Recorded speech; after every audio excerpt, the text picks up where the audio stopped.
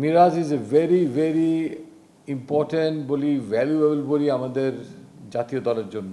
টি-20 প্ল্যানিংয়ে একটু ব্যাকফুটে আছেন, বাট তিনি ডেফিনেটলি যে কোনো সময় যে কোনো পরিস্থিতিতে অ্যাডাপ্ট করার জন্য একটা চমৎকার খেলোয়াড়। মিরাজকে টি-20 দলে না রাখার যে কারণ ব্যাখ্যা করেছেন প্রধান নির্বাচক, সেটা কতটা যৌক্তিক তা তর্ক সাপেক্ষ।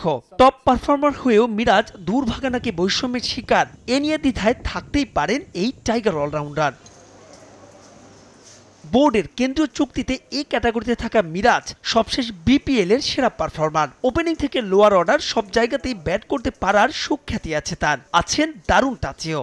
সবশেষ জিম্বাবুয়ে সিরিজও হয়েছেন ম্যান অব দ্য টুর্নামেন্ট, অথচ সেই মিরাজই নেই আমিরাত আর পাকিস্তানের বিপক্ষে ঘোষিত টি-20 স্কোয়াডে। এটা তো ওর জন্য খুবই দুঃখজনক একটা ঘটনা, কারণ ম্যান অফ দ্য টুর্নামেন্ট যে ভার্সনে খেলতে যাচ্ছি আমরা, এবং 2026-এ যে ভার্সনে আমরা ওয়ার্ল্ড কাপ খেলবো, এবং আমাদের এখানে one of the best tournament BPL, যেটা টি-20 ফরম্যাট, এই জায়গায় ম্যান অফ দ্য টুর্নামেন্টকে আমরা দলের বাইরে করে দিয়েছি।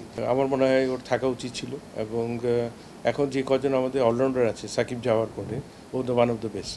তো এই জায়গায় কিন্তু টি-20 ক্রিকেটটা এমন একটা ক্রিকেট, এখানে কিন্তু অলরাউন্ডার দরকার।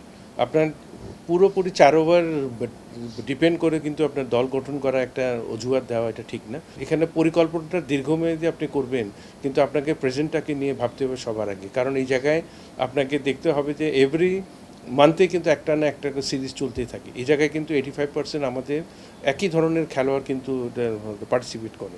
এই জায়গায় আমাদের বেস্ট প্লেয়ারের বেস্ট ফর্মটা যদি থাকা অবস্থা যদি আমি ওকে ইউটিলাইজ না করি, আমি তো রেজাল্টটা পাওয়া আমার জন্য ডিফিকাল্ট হয়ে যায়। লিপু রাজ্জাকের এই দল নিয়ে বিতর্ক আছে আরও। কখনোই ঘরোয়া টুর্নামেন্টে দলকে নেতৃত্ব না দেয়া শেখ মেহেদীকে বানানো হয়েছে সহ অধিনায়ক, অথচ লিটনের সঙ্গে অধিনায়ক হওয়ার দৌড়ে যিনি ছিলেন, সেই তাওহিদ হৃদয়কে নেওয়া হয়নি বিবেচনায়।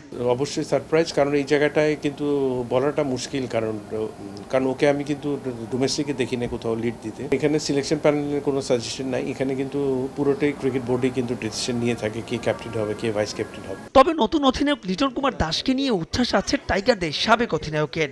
নান্নুর মতে নেতৃত্বে সফল হবেন এলকেডি। 26 পর্যন্ত যেহেতু অলরেডি বোর্ড ওকে দায়িত্ব দিয়ে দিয়েছে, আমি মনে করি ওর কাছে যথেষ্ট ক্যাপাবিলিটি আছে ভালো ফ্রন্ট লাইনে থাকে লিড দেওয়ার, এবং ও যথেষ্ট কিন্তু রিড করতে পারে প্লেয়ারের। আমি যথেষ্ট কনফিডেন্ট ওর অবশ্যই ভালো লিড দিতে পারবে, এবং নিজের পারফরমেন্সটাও সবার ঊর্ধ্বে রাখবে। হান্নান সরকার পদত্যাগ করায় নির্বাচকের একটা পদ অনেকদিন ধরে খালি পড়ে আছে। ব্যস্ত শিডিউলকে সামনে রেখে তাই দ্রুততম সময়ের মধ্যে আরও একজন নির্বাচক নিয়োগের পরামর্শ মিনহাজুল আবেদিন নান্নুর। সিলেক্টরদের দেখলে এটা এজিলিটি বাড়ে। মাহবুব রিমন, সময় সংবাদ, ঢাকা।